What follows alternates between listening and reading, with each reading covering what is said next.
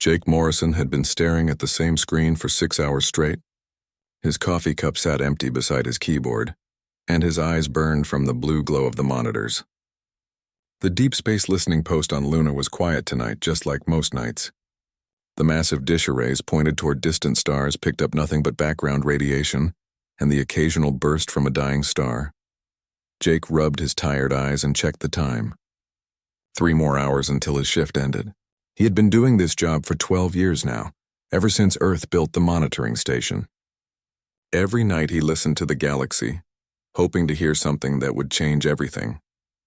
Most nights brought disappointment. Amy Collins sat at the station next to him, her headphones pressed tight against her ears. She was young, maybe 25, and still believed they would find something out there. Jake had been like that once. Now he just did his job and went home to his small apartment in Luna City. Amy suddenly sat up straight in her chair. She pulled off her headphones and turned to Jake with wide eyes. Her hands shook as she reached for the volume controls on her equipment. "Commander Morrison, you need to hear this," Amy said. Her voice was different now, tight with excitement and fear. Jake rolled his chair over to Amy's station. She handed him a spare set of headphones. The sound that came through was unlike anything he had ever heard in 12 years of deep space monitoring. It was clearly artificial, a repeating pattern of mathematical sequences that spoke of intelligence. "How long have you been tracking this?" Jake asked. 6 hours, Amy replied. "It started as just static, but the pattern kept repeating. I ran it through the computer system and it started making sense." Jake felt his heart beating faster. This was what they had all been waiting for. Proof that Earth was not alone in the universe. He reached for the red phone that connected directly to Earth Command. "Get me Admiral Blake," Jake said when the phone connected. "Tell him we have a Code 7 situation." While they waited for the call to go through, Amy worked with the linguistics computer to decode the signal. The artificial intelligence had been programmed with every human language and mathematical system known to man. If this was a message from another intelligent species, the computer would find a way to translate it. Admiral Tony Blake answered the phone himself. His voice was sharp and alert despite the early morning hour on Earth. Jake had worked with Blake for years and knew the man never slept when something important was happening. "What do you have for me?" "Morrison?" Blake asked. "Sir, we're receiving what appears to be an artificial signal from deep space," Jake said. "It's definitely from an intelligent source. Amy is working on translation now." There was silence on the other end of the line for a moment. Then Blake spoke again, his voice carefully controlled. "How certain are you that this is not natural phenomena?" 100%, sir, Jake replied. "This is clearly artificial. Someone or something is trying to communicate." The computer suddenly beeped, indicating it had finished its analysis. Amy's face went pale as she read the results on her screen. She looked at Jake with fear in her eyes. "What does it say?" Jake asked. Amy's voice shook as she read the translation. "This is the Kepler research vessel Harmony. Our colony worlds are under attack. Unknown hostile force has destroyed our military fleet. Billions dead. We are the last free ship. If anyone receives this, beware the Dominion. They consume worlds. They leave nothing. This is our final transmission before we are silenced forever." Jake felt cold despite the warm air in the monitoring station. He relayed the message to Admiral Blake word for word. The silence that followed seemed to last forever. "Morrison, I want you to record everything," Blake finally said. "Every frequency, every variation in the signal. I'm sending a team to Luna immediately. Do not discuss this with anyone outside your station." The next few hours passed in a blur. Teams of experts arrived from Earth on the fastest transport available. Linguists, military analysts, and government officials filled the normally quiet monitoring station. Jake watched as his peaceful job turned into the center of the most important discovery in human history. Dr. Helen Brooks, Earth's leading expert in theoretical alien communication, took over Amy's station. She was a small woman with gray hair and intense eyes that seemed to see everything. She listened to the message dozens of times, analyzing every aspect of the transmission. "The mathematics are consistent with known physics," Dr. Brooks announced to the room. "But the base counting system is different from ours. They use a system based on 12 rather than 10. This suggests a species with 6 fingers on each hand, or 12 total appendages." Captain Rick Carter arrived with the military team. He was a tall man with short black hair and the bearing of someone who had spent years in space. His job was to assess any potential threat to Earth's security, "What do we know about this Dominion they mentioned?" Carter asked. "Nothing yet," Blake replied through the communication link. "But if they destroyed an entire civilization, we have to assume they're hostile and powerful." The signal continued for another 18 hours before it finally stopped. The last transmission was shorter than the rest, just a few mathematical sequences that the computer translated as coordinates. The location was approximately 47 light-years from Earth, in the direction of the constellation Kepler. President Lisa Campbell arrived at the monitoring station 12 hours after the signal ended. She was a woman in her 50s with silver hair, and the kind of presence that made everyone in the room stand straighter. Jake had never met a president before, but he could see why people had elected her to lead Earth's government. "Gentlemen, ladies," President Campbell addressed the room, "what we have learned today changes everything for humanity. We are no longer alone in the universe, but we have also learned that space is not the peaceful place we hoped it would be." She paused and looked around the room at each person. "As of this moment, Earth is moving to Defense Condition 2. Admiral Blake, I want every ship we have ready for deployment within 72 hours. Dr. Brooks, I need you to establish a team to analyze everything we know about these aliens." Jake realized that his quiet job listening to the stars was over. Humanity had reached out to the galaxy and found that the galaxy was already at war.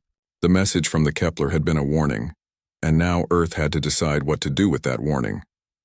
As the officials and experts prepared to return to Earth, Jake remained at his station.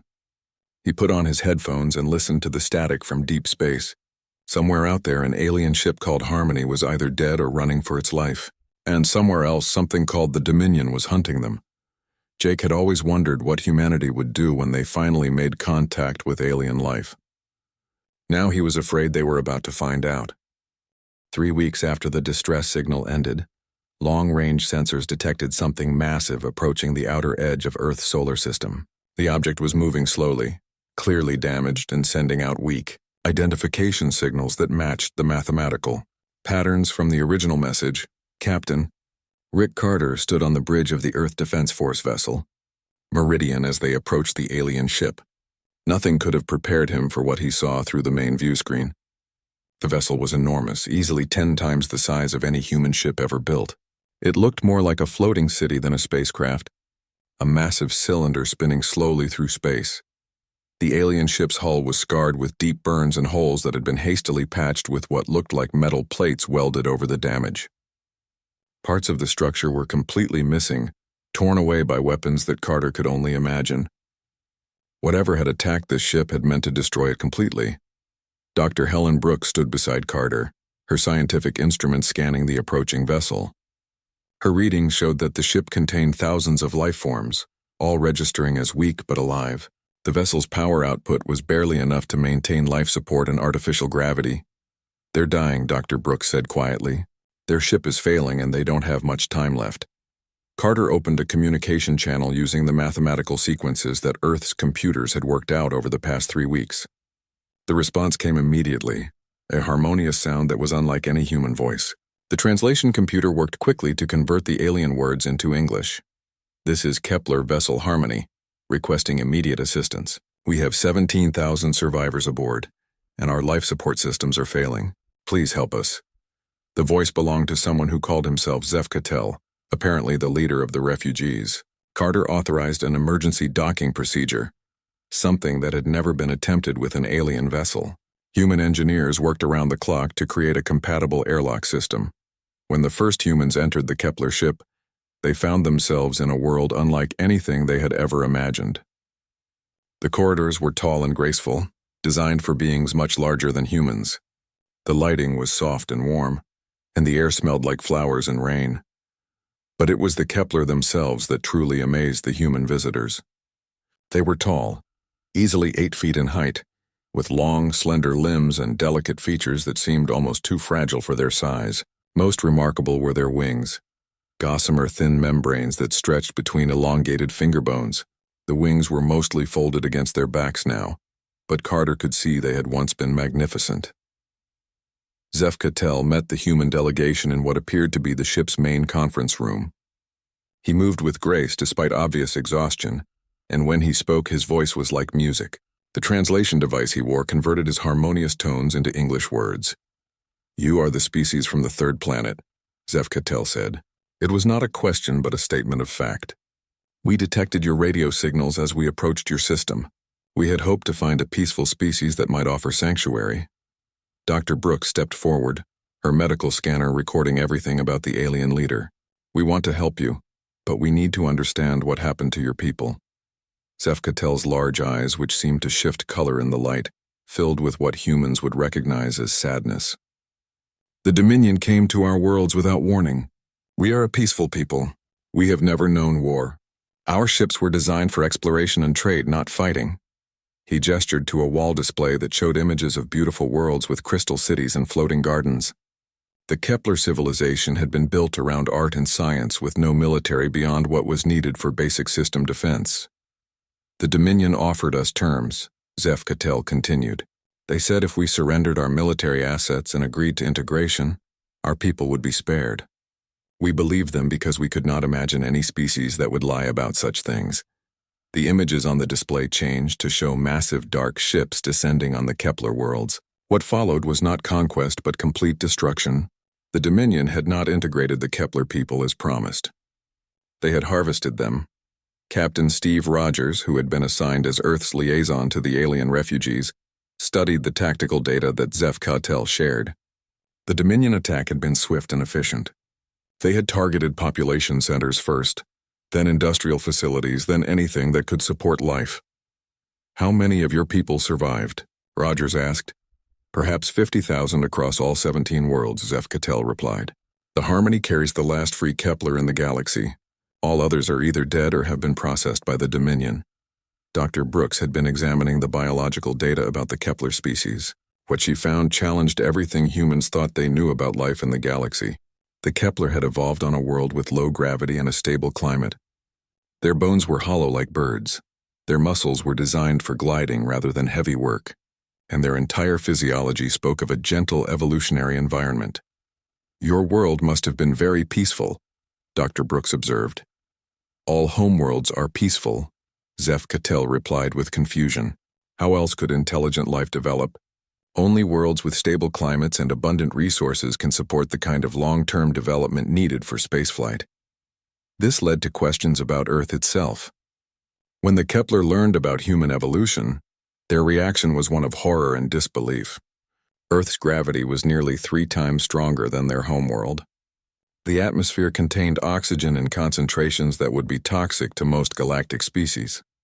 The climate swung between extremes that would kill most life forms. Your species evolved in conditions that would destroy us within hours, Zeph Cattell said with what sounded like awe. How are any of you still alive? Captain Carter smiled grimly. We adapt. The Kepler shared more information about galactic civilization over the following days. Most spacefaring species had evolved on what they called garden worlds, planets with gentle environments that encouraged cooperation and peaceful development. War between species was almost unknown, because most civilizations naturally avoided conflict.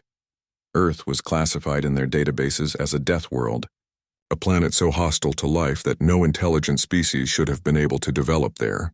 The fact that humans had not only survived but thrived on such a world was considered impossible by galactic standards. Director Patricia, Wells arrived from Earth to begin formal intelligence gathering about the Dominion threat. She was a small woman with sharp eyes who had spent her career analyzing threats to Earth's security. What she learned from the Kepler refugees kept her awake at night. The Dominion was not like any enemy humanity had ever faced. It was a machine intelligence that had been conquering worlds for over 200 years. It did not want resources or territory in any way humans would understand. Instead, it harvested the processing power of entire civilizations, turning living minds into components of its vast computational network. They do not negotiate, Zeph Cattell explained. They do not show mercy. They arrive, demand surrender, and then consume everything. Every species that has encountered them has either been destroyed or integrated into their network. What made the Dominion so effective was its understanding of galactic psychology. It knew that most species valued life above all else and would surrender rather than face extinction. It exploited the peaceful nature of garden world civilizations, using their own compassion against them. But as Patricia Wells studied the Dominion's methods, she realized something important. The machine intelligence had developed its tactics by conquering peaceful species.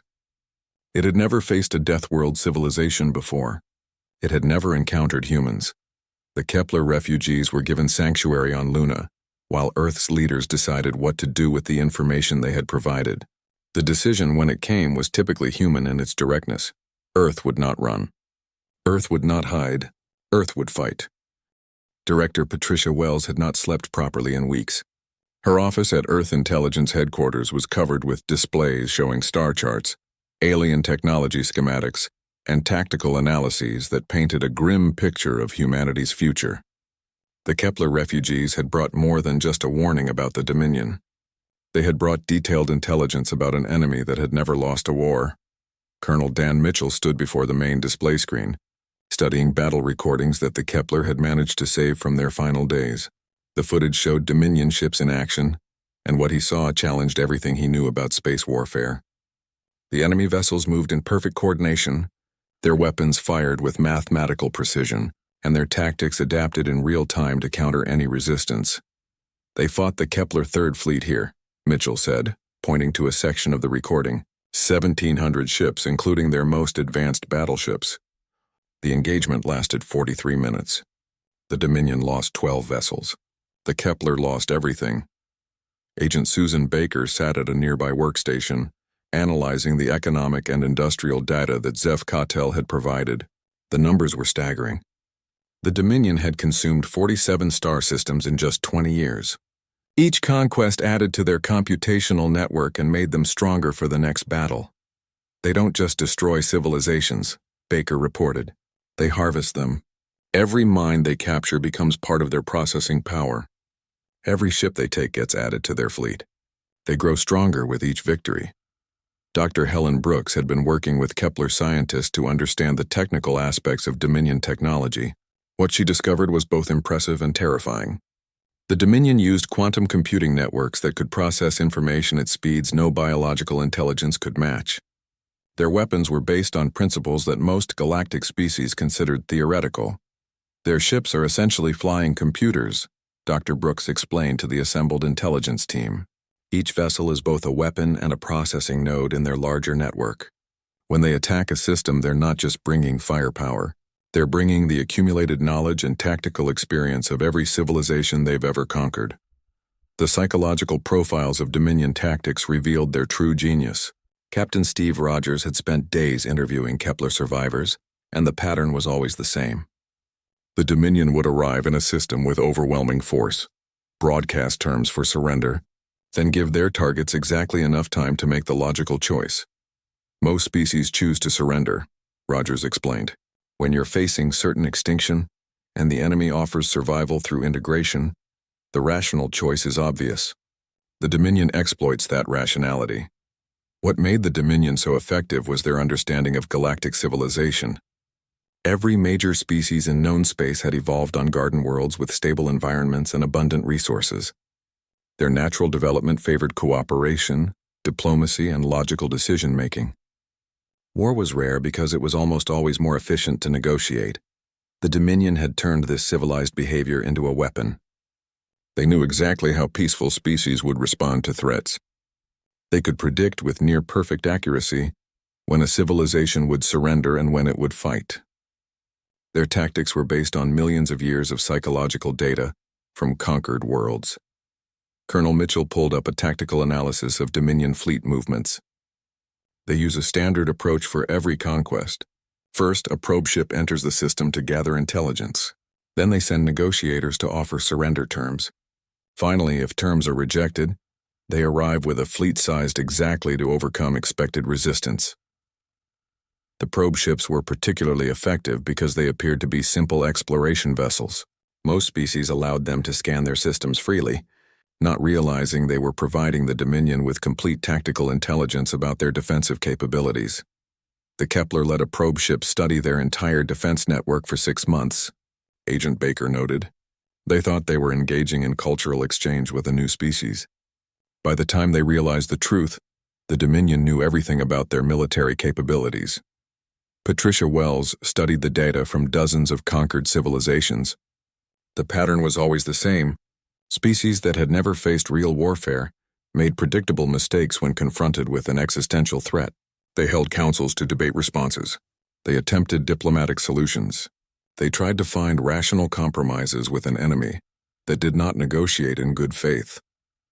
Every species the Dominion has encountered follows the same basic psychological profile, Wells concluded. They evolved on peaceful worlds. They value life preservation above victory, and they assume their enemies share similar values. The Dominion exploits all of these assumptions. But as the intelligence team worked through the data, something else became clear. The Dominion had never encountered a species like humanity. Every world in their database was classified as a garden world or close to it. They had no experience fighting Deathworld species. Dr. Brooks pulled up Earth's classification in the galactic databases that the Kepler had shared. The planet was listed as Class 12 Deathworld, unsuitable for colonization by any known species. The entry noted impossible gravity levels, toxic atmospheric composition, and climate variations that would kill most life forms. According to their data, intelligent life should not exist on Earth, Dr. Brooks said. The conditions that created humanity are outside their experience entirely. This led to a crucial realization about human psychology compared to the rest of the galaxy. While other species had evolved to avoid conflict through cooperation and negotiation, humans had evolved on a world where conflict was constant. Earth's harsh environment had created a species that thrived under pressure and adapted quickly to new threats. Captain Rick Carter, who had been studying human military doctrine in comparison to galactic norms, made an important observation. Every battle plan the Dominion uses assumes their enemy will behave rationally. They expect surrender when facing overwhelming odds. They expect negotiation attempts. They expect logical responses to impossible situations. The human military had developed very different assumptions over thousands of years of warfare. Human tactics were based on the idea that enemies would fight even when facing certain defeat. Human soldiers were trained to continue fighting even when victory seemed impossible. Human commanders planned for scenarios where logic suggested surrender was the only option. We don't fight like garden world species, Carter concluded. We never have. President Lisa Campbell arrived at the intelligence facility to review the team's findings. After hours of briefings and data analysis, she asked the question that would define humanity's response to the Dominion threat. In your professional assessment, can the Dominion be defeated? Patricia Wells looked around the room at her team of experts. Every person present had spent weeks studying an enemy that had never lost a battle against any galactic civilization.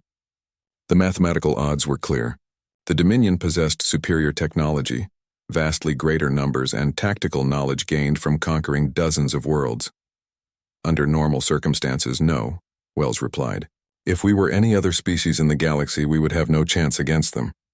She paused and looked directly at the president. But we're not any other species. We're humans. We evolved in hell and we learned how to fight there. The Dominion has never faced anything like us before. The decision, when it came, was unanimous. Earth would not surrender. Earth would not negotiate. Earth would not run. Earth would show the galaxy what happened when Deathworld species went to war. The Dominion probe ship arrived at the edge of the solar system exactly 3 months after the Kepler refugees had been granted sanctuary on Luna. It was a sleek vessel, no larger than a human destroyer, with a crystalline hull that reflected sunlight in strange patterns. The ship moved with the precise efficiency that marked all Dominion technology. Admiral Tony Blake watched the probe's approach from the command center deep beneath the Rocky Mountains.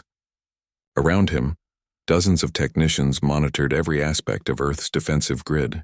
Hidden throughout the solar system, human warships waited in silence with their weapons powered down and their hulls masked by stealth technology that had been developed over 30 years of secret preparation. The probe began its scan of the inner solar system, following the same pattern that had worked successfully on 47 previous worlds.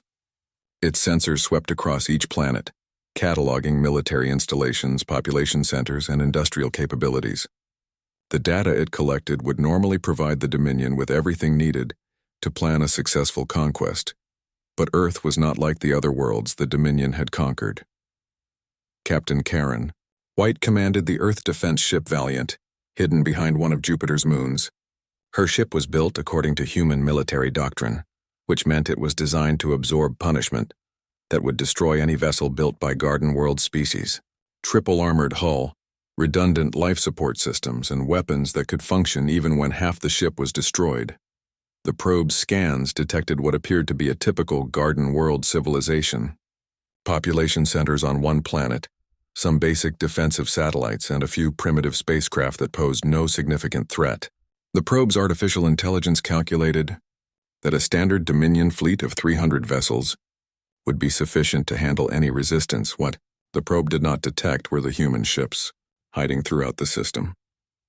Stealth technology had been one of Earth's highest priorities since the monitoring stations had been established. If humanity ever encountered hostile aliens, they wanted the advantage of surprise. The probe finished its initial survey and began broadcasting on all frequencies.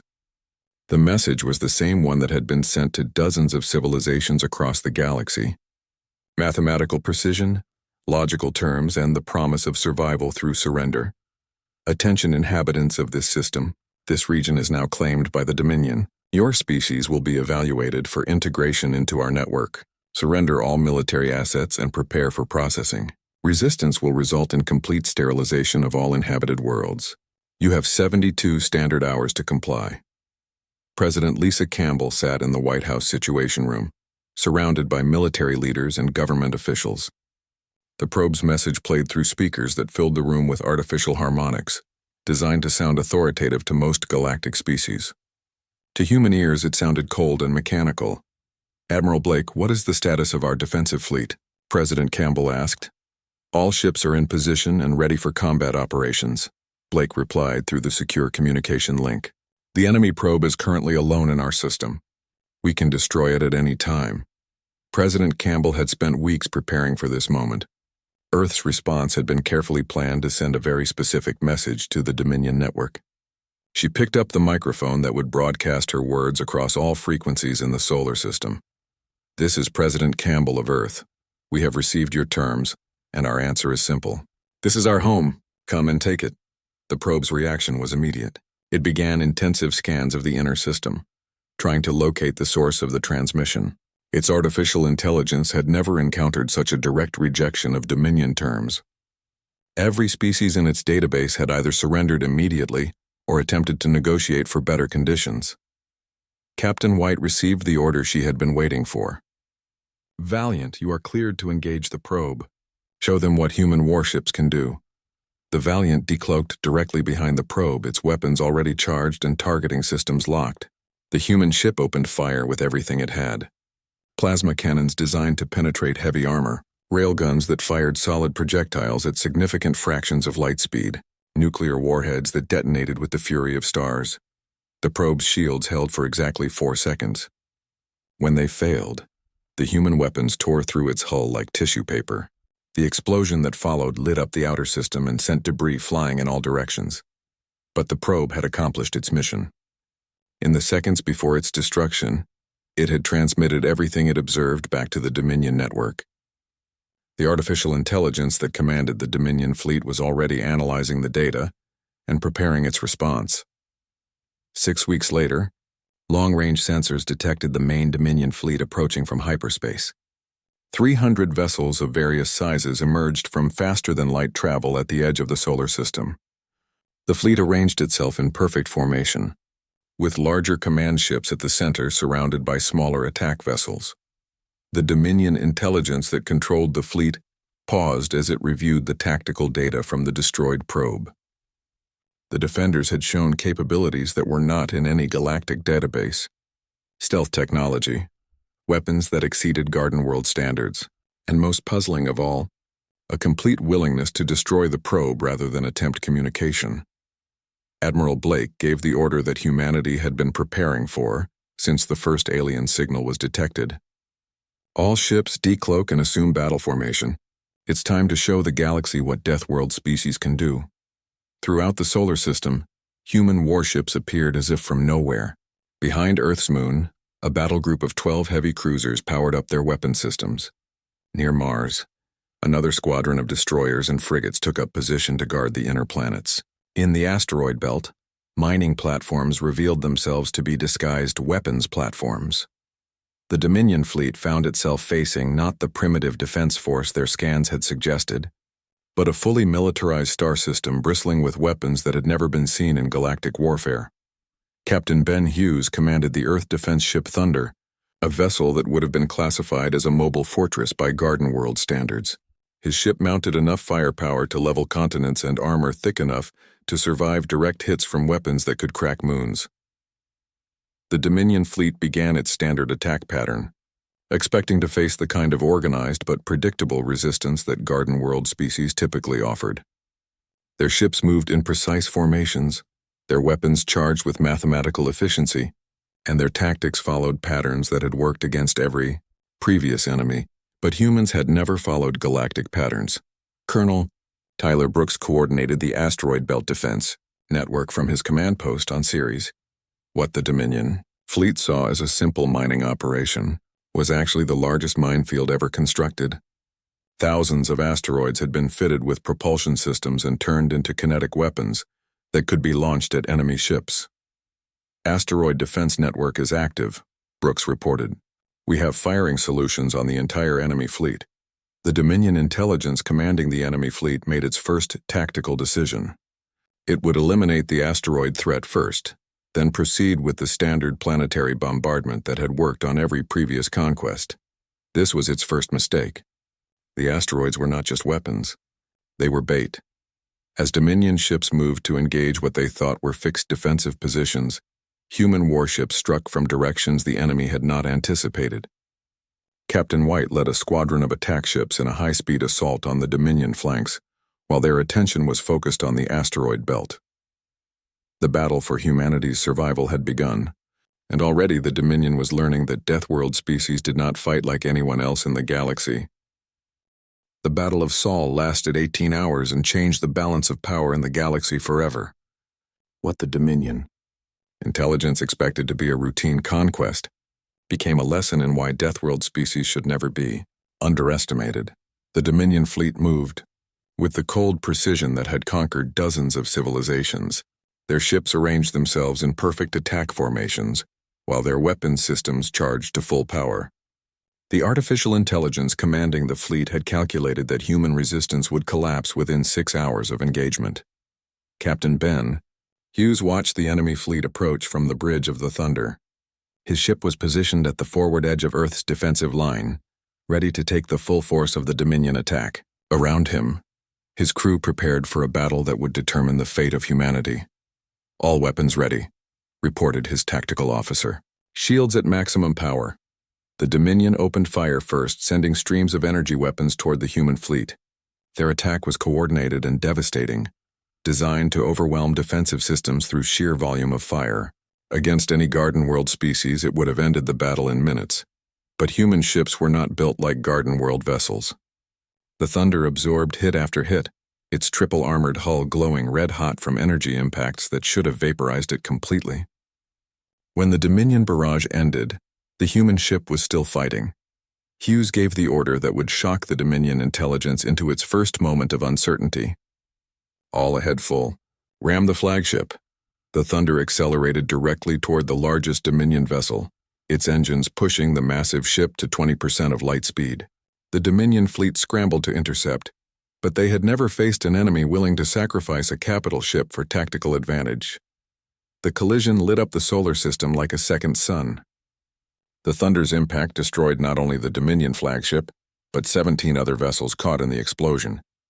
The shockwave disrupted the enemy formation and sent debris flying through their ranks at lethal velocities. The Dominion intelligence paused for 30 seconds, trying to process what it had witnessed. In its vast database of galactic warfare, no species had ever deliberately destroyed their own ships to damage an enemy. The tactical logic made no sense according to Garden World psychology, but humans had never followed. Garden World logic. Colonel Tyler Brooks activated the asteroid belt defense network while the Dominion fleet was still recovering from the Thunder sacrifice. Thousands of modified asteroids launched themselves toward the enemy ships, turning the space around Mars into a deadly storm of high-velocity rocks. The Dominion point defense systems engaged the incoming asteroids, vaporizing the larger ones with concentrated fire. But Brooks had prepared for this response. When the big asteroids were destroyed, they released clouds of smaller debris that overwhelmed the enemy sensors. Captain Karen White led her squadron of attack ships through the chaos, using the asteroid field as cover while they closed with the enemy fleet. Her ships were built for close combat with heavy armor and short-range weapons that could punch through any defensive system. "Blue Squadron, follow my lead," White transmitted. "We're going straight through their formation." What followed was the kind of attack that no Garden World species would attempt. White's ships flew directly into the heart of the Dominion fleet, trading shots with enemy vessels at point-blank range. Human ships exploded and burned, but they kept fighting even as their hulls were torn apart. The Dominion intelligence watched its carefully planned attack dissolve into chaos. Human tactics made no logical sense. They sacrificed ships to achieve small tactical advantages. They continued fighting when any rational species would retreat. They seemed to prefer close combat over the long-range engagements that dominated galactic warfare. Captain Nicole Parker commanded the carrier vessel Phoenix, hidden behind Jupiter's largest moon. While the main battle raged near Earth, she prepared the weapon that would decide the war's outcome. Her fighter squadrons were loaded not with conventional weapons, but with a computer virus that human programmers had designed specifically for Dominion technology.